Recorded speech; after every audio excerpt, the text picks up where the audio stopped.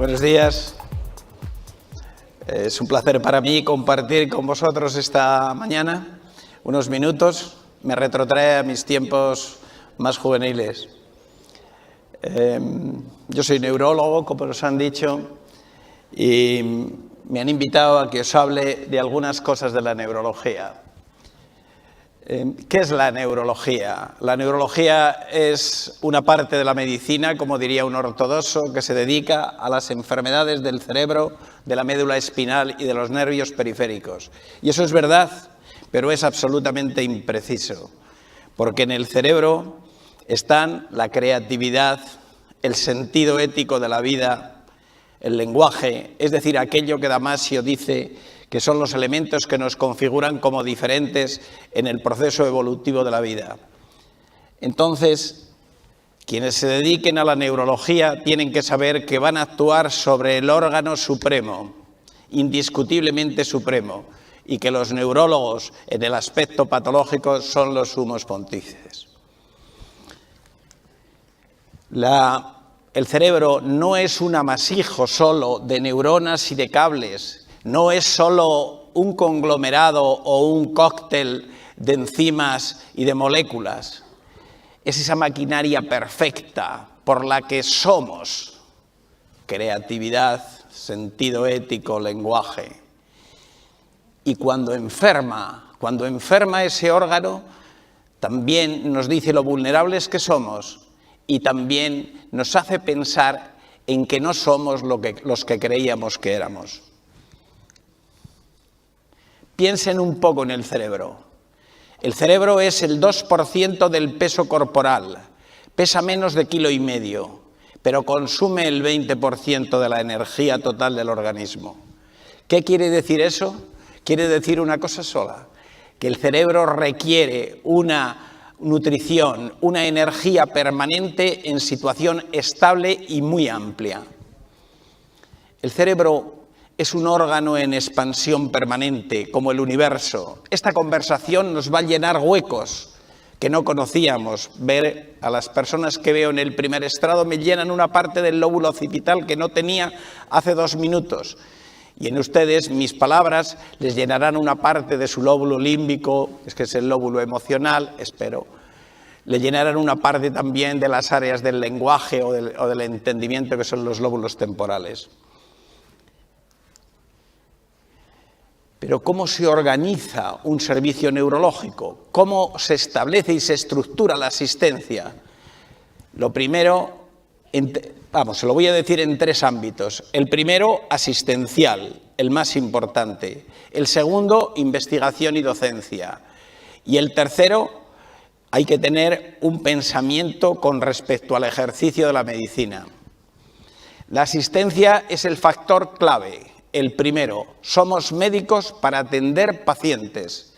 El resto está subordinado. Y no olviden nunca que el paciente es el elemento primero, la esencia de lo que hacemos. Todos los demás somos actores secundarios, importantes o menos, el médico, la enfermería, los técnicos, pero no existiría nada si no existiera el paciente. Entonces el paciente es nuestro Dios y a él le debemos toda la pleitesía. Cuando un paciente viene a nuestra consulta, no viene la enfermedad de Parkinson, no viene la migraña, nunca llama a nuestra puerta un ictus. Viene un paciente con una biografía, con una duda, con una angustia y con una vulnerabilidad. Corresponde al médico en su labor asistencial a entender cuanto sucede en ese evento. La segunda parte es investigadora, indiscutiblemente. Tenemos la obligación de ir un poco más lejos, de compartir, de enseñar, de aprender. Los neurólogos lo sabemos muy bien, porque el cerebro nos reta permanentemente.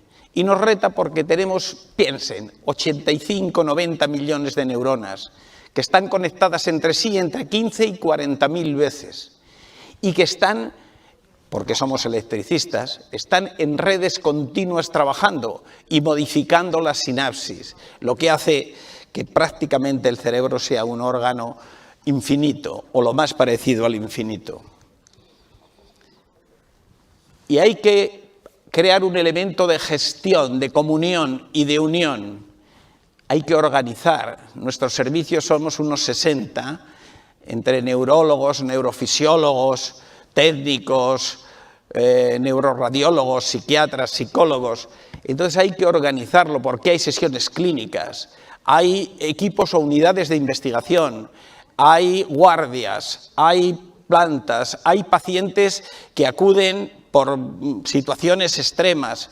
Es decir, todo ese conglomerado hay que asociarlo con dos elementos claves: la capacidad de motivar y la capacidad de ser positivo.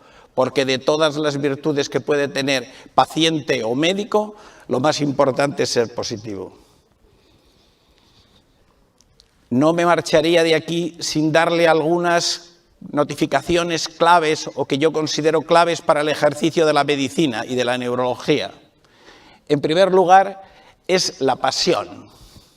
Miren ustedes, cuanto hagan, háganlo con pasión. Y no se olviden nunca que no importa la enfermedad que un paciente tenga, ni siquiera importa los pacientes, importa ese que tienen. Entonces sean ustedes promiscuos y enamórense de cada uno de los que tienen.